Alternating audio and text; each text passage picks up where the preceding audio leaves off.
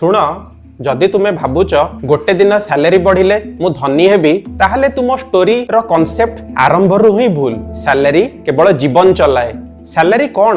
तुम जीवन बा समय बिक्री रो दाम। तुम्हें 8 घंटा देउच, कंपनी तुमको 20,000 30,000 40,000 देउची। तुम्हें 1 घंटा देले तुम जीवन 1 घंटा कमी जाए। सैलरी रे तुम्हें बंचुच किंतु धनी हेउना।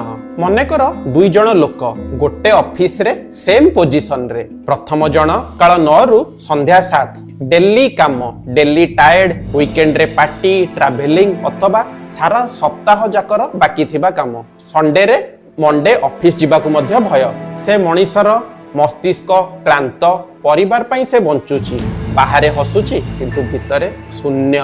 द्वितीय जण सेही ऑफिस किंतु राति रे लैपटॉप खोलुची, साइड स्किल लर्न करूची, फ्रीलांस अथवा side income, share trading, long term investment और नेटवर्किंग किछि भी करूची। सैलरी केवल सर्वाइवल पाई, वास्तव रे स्किल और सिस्टम ही ग्रोथ। धनी लोक टाइम बिक्री करंती नहीं, सेमाने सिस्टम तैयारी करंती।